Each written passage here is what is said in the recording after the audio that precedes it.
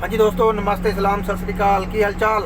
दोस्तों सबसे पहले स्वागत है आपका अपने YouTube channel Sanju grader operator में। दोस्तों अभी लंच टाइम में हुआ है। लंच टाइम में मैंने सोचा दो भाइयों के कमेंट आए हैं डंपिंग से रिलेटेड, ठीक है, उसके ऊपर वीडियो बनाने जा रहा हूँ आज मैं।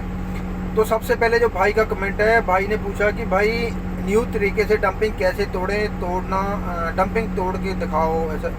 हाँ, डंपिंग तोड़ना सिखाओ न्यू तरीके से, ठीक है जी। आप भाई का कमेंट मोबाइल स्क्रीन के ऊपर देख सकते हैं। दूसरा कमेंट है भाई का कि क्या हम डंपिंग 4x4 में तोड़नी चाहिए या वैसे तोड़नी चाहिए सिंपल में। सबसे पहले इस भाई का जवाब देते हैं जो भाई न्यू तरीके से डंपिंग के बारे में पूछ रहा है। तो दोस्तों डंपिंग तोड़ने का कोई तरीका नहीं है। तरीका डिपेंड करता है कि आपकी जो डंपिंग की कंडीशन है, जो मटेरियल आपके बेड के ऊपर गिरा है उसकी कंडीशन क्या है, ठीक है। कंडीशन का मतलब है कि जो मटेरियल है बिल्कुल सीधा लाइन में है, जो ढेरियाँ बिल्कुल, जो ढेरी एक ढेरी छोड़ के जब दूसरी ढेरी गिराते हैं उसका स्पेस बिल्कुल बराबर है सारी ढेरियों का, और जो ढेरियाँ गिरी हैं वो बिल्कुल लाइन में है, सीधी है, ठीक है। अगर ऐसी आपके पास डंपिंग है तो वही नॉर्मल तरीके से जैसे हम अंदर की तरफ ब्लेड रख के डंपिंग तोड़ते हैं ना, वैसे टूटेगी, ठीक है। अंदर की तरफ मटेरियल हो, वो जो खाली जगह वो भरती रहेगी, उसके बाद मटेरियल बढ़ेगा, फिर वो भी अंदर आएगा। अगर मेड बनेगी वो हल्की हल्की उसको अंदर ले लो,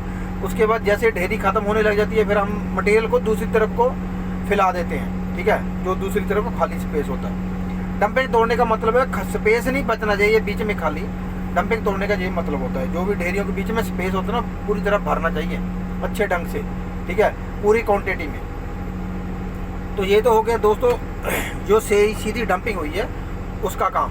नॉर्मल तरीके से तोड़ो, या तो आप जल्दी जल्दी भी तोड़ सकते हो डंपिंग, या आप धीरे भी तोड़ सकते हो। अगर जल्दी जल्दी मान लो आपने मोटी मोटी डंपिंग तोड़ ली, उसके बाद फिर आप एक तरफ से रख के कटिंग करके एक दो ब्लेड में बेड सीधा हो जाता है। जब आप साथ साथ में दो ढेरियाँ ले लो, दो लाइन जो लगी है उसको बराबर कर लो, उसके बाद फिर आगे की दो लाइनें पकड़ लो, ठीक है ना। वो आपके हाथ है, डंपिंग तोड़ने का कोई तरीका नहीं है, वो आपके ऊपर डिपेंड करता है, ठीक है। एक तो होती है बिल्कुल रफ डंपिंग, जैसे मान लो डंपिंग करवा रखी है, कई बार होता है ना जो नौ सिक्खिया बंदे होते हैं, नए बंदे होते हैं डंपिंग करवाने वाले, जो लेबर वाले या फोरमैन, वो क्या करते हैं कई बार तो बहुत ज़्यादा गैप डाल देते हैं, ठीक है, एक ढेरी से लेकर दूसरी ढेरी तक।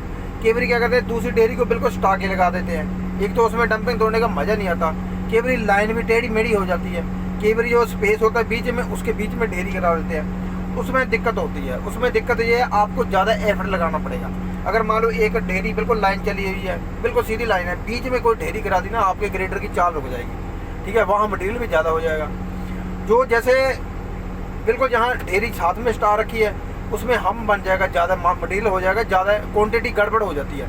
जहाँ बिल्कुल गैप में ढेरी गिरा रखी है वहाँ फीलिंग हो जाएगी, ठीक है। फिर उस कंडीशन में आपको डंपिंग तोड़ने के बाद थोड़ी कटिंग फिलिंग करनी पड़ेगी, हाइट वाला मटेरियल काट के डाउन में डालना पड़ेगा, ठीक है।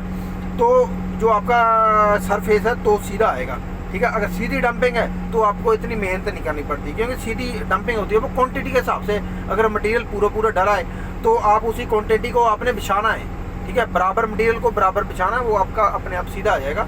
जो टेढ़ी मेढ़ी डंपिंग होती है उसमें ज़्यादा मेहनत करनी पड़ती है, उसमें ग्रेडर घुमाना पड़ता है, कभी बैक करके फिर मटेरियल दूसरी बार काटना पड़ता है, ठीक है, उसमें दिक्कत हो जाती है। तो इसमें तरीका कुछ नहीं है, तरीका यही है कंडीशन के हिसाब से जैसे आपको सही बनता है आपका वैसे आप डंपिंग तोड़ सकते हैं, ठीक है। इसमें कोई तरीका नहीं होता, जैसे आप सही तरीके से काम कर सकते हो वैसे जैसे आपको सही लगता है, ठीक है। बाकी बेड सीधा बनना चाहिए, जो रिक्वायरमेंट होती है ना फोरमैन को, इंजीनियर की, उसके हिसाब से बेड सीधा बनना चाहिए। तो दोस्तों ये तो होगी डंपिंग तोड़ने की बात। अभी आगे का जो टॉपिक है वो भाई का आप कमेंट एक बार फिर देख सकते हो, दूसरे भाई का वो कमेंट है कि क्या हम डंपिंग 4x4 में तोड़ें या वैसे तोड़ें। तो दोस्तों कोई भी मशीन में जैसे ग्रेडर में या कोई गाड़ी में लगा लो, जो वो 4x4 का सिस्टम होता है ना ग्रेडर का, या कोई कार का भी लगा लो या SUV का लगा लो, वो होता है इमरजेंसी के लिए। मान लो आपका जो ग्रेडर है कहीं मड में चल रहा है, कीचड़ में चल रहा है, वहाँ आपको 4x4 लगाना जरूरी है, ठीक है।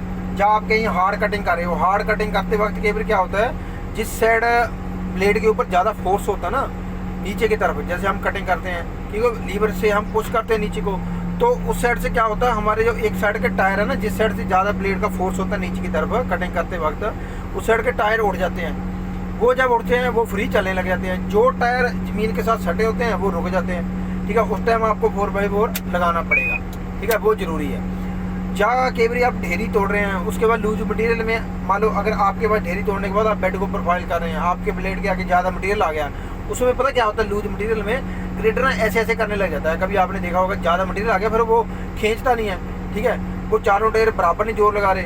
अब जिन टायरों के ऊपर ज़्यादा वजन कम वजन है वो ना फुदकने लग जाते हैं, फिर पूरा ग्रेडर ऐसे ऐसे करने लग जाता है। तो आपको 4x4 लगाना पड़ेगा।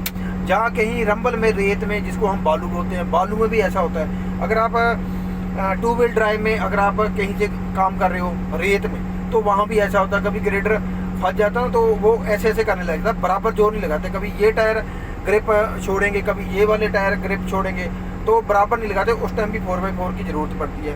जहाँ 4x4 की ज़रूरत पड़ती है, कभी आप स्लो में, ठीक है, ज़्यादा एंगल वाली स्लो है, उस टाइम आप स्लो में ब्लेड मार रहे हैं ना, तो उस टाइम भी आपको 4x4 लगाना पड़ेगा। क्योंकि जैसे हम स्लो कटिंग करते हैं ना, जो ऊपर के टायर हैं उनके ऊपर वजन कम रहता है, क्योंकि वो टेढ़े होने की वजह से ना सारा फोर्स नीचे वाले टायरों के ऊपर प्रेशर रहता है, तो ऊपर के टायर फ्री हो जाते हैं। तो उसमें भी 4x4 जरूरी है। कभी आपने स्लो में ग्रेडर चलाया होगा तो आपको मालूम होगा, जिसने नहीं चलाया भाई ने, वो कभी चलाएगा उसको मालूम पड़ जाएगा।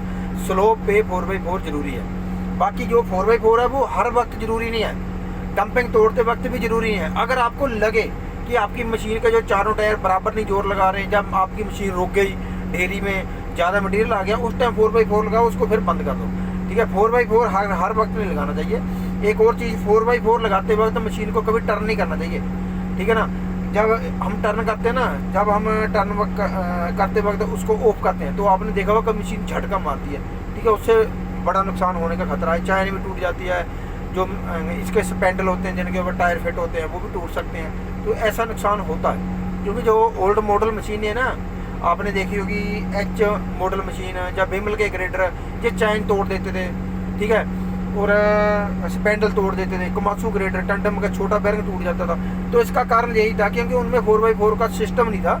वो ये नहीं है 4x4 उनका 2 व्हील ड्राइव नहीं काम करता था, वो एक्सीलेटर के हिसाब से होता था। वो इसके ऊपर तसल्ली से मैं वीडियो बनाऊँगा, क्योंकि वीडियो लंबी चल जाएगी और मेरे पास लंच टाइम पड़ा है, अभी वही 10 मिनट बचे हैं, इसलिए इसके ऊपर अलग से टॉपिक बनाऊंगा। क्योंकि वो ग्रेडरों में स्विच नहीं होता, फिर भी वो 4x4 में काम करते थे, ठीक है ना, वो उसके ऊपर अलग से वीडियो बनाऊंगा।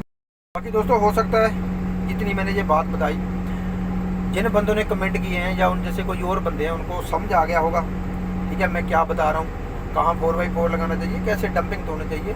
बाकी ये वीडियो है नए बंदों के लिए, जो चांस मारे हैं, या नए ऑपरेटर है, नए ऑपरेटरी में आए हैं। जितना अपना तजुर्बा है, जितना अपना हमने एक्सपीरियंस है काम करने का, उतना ही बता रहे हैं। हम ये नहीं बोलते हमें बहुत ज़्यादा मालूम है, अभी सीख रहे हैं, ठीक है। तो दोस्तों यही था आज के लिए। अगर वीडियो अच्छी लगी हो तो कमेंट करना, और कोई और जानकारी लेनी हो तो उसके बारे में भी पूछ सकते हैं। बाकी दोस्तों काम की मैं वीडियो अभी इसलिए नहीं डालता क्योंकि हमारे पास वैसा काम नहीं है, ठीक है, काम हमारा रफ है, तो रफ काम की कोई वीडियो होती नहीं है। फिर भी कोई ऐसा टॉपिक आया तो मैं उसके ऊपर वीडियो जरूर बनाऊँगा।